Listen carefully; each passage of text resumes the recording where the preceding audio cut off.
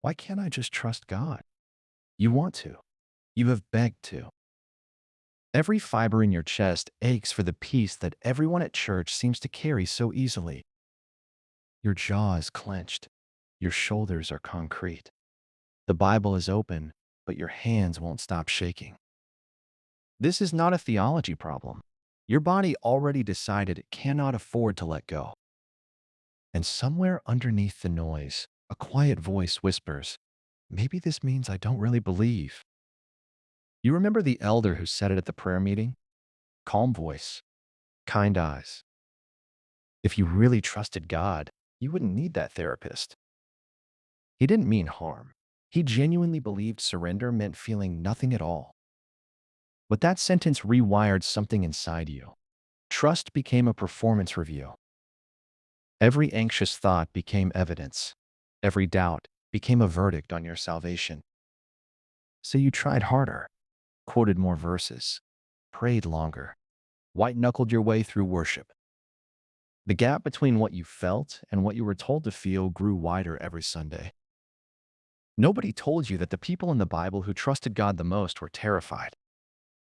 Nobody told you that doubt and faith have shared a room since Genesis.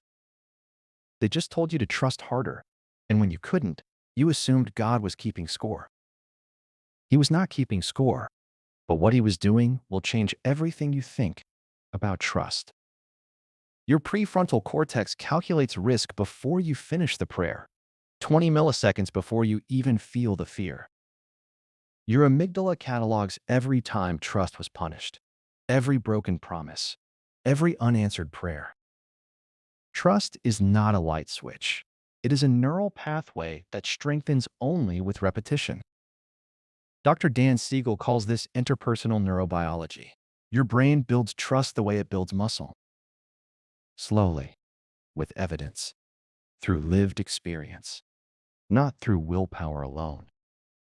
Here is where theology meets the brain scan. Jesus did not rebuke the disciples for being afraid. He rebuked the storm. He addressed the threat, not the trembling. The boat was always going to reach the shore. The storm was the curriculum, not the final exam. Your inability to feel trust in the middle of the storm is not failure. It is weather. God never asked you to not feel the waves. He asked you to stay in the boat. Your amygdala screaming at 2 in the morning? That is you staying in the boat. The ones who abandon the boat do it quietly. You are still here, still fighting. That is not weak faith. That is the only kind of faith that has ever mattered. A father brought his son to Jesus. The boy was seizing. The father was desperate. He said 9 words that changed the theology of doubt forever. 5 words that hold faith and doubt in the same breath. I believe. Help my unbelief. Jesus did not correct him, did not demand stronger faith. He healed the boy anyway. Tim Keller wrote that doubt is not the opposite of faith. It is faith thinking out loud. David did not whisper politely. He screamed, "How long, Lord? Will you forget me forever? How long must I wrestle with my thoughts? How long must sorrow fill my heart day after day?" Peter sank in the water, but he was the only disciple who climbed out of the boat. Elizabeth Elliot lost her husband to the people he went to serve. She chose trust anyway. A good therapist helps you trace where trust was broken. That work is not weakness. It is holy repair. Medication can quiet the alarm long enough for you to hear God's actual voice. That is courage. There is a practice from cognitive behavioral therapy called the trust inventory. 3 steps. Step 1. Name the fear out loud, not in your head, out loud. Give it actual words. Speaking fear aloud engages your prefrontal cortex. It literally calms the amygdala. The naming disarms it. Step 2. Counter with a memory, not a verse. A specific moment God showed up for you. Not Jeremiah 29:11. That Tuesday in March when you could not breathe and somehow morning came. Your amygdala stores threats. This step teaches your prefrontal cortex to store deliverances. Step 3. Sit with the tension.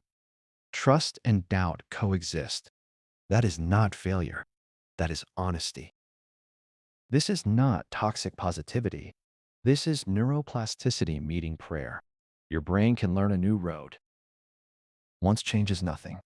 Every morning for 30 days, and your nervous system begins to believe it. You are not trying to feel trust.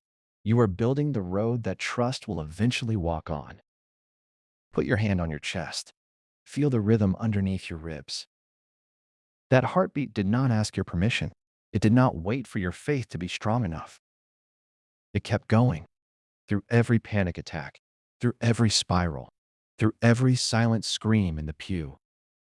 That is what faithfulness looks like, not the absence of fear, the refusal to stop beating.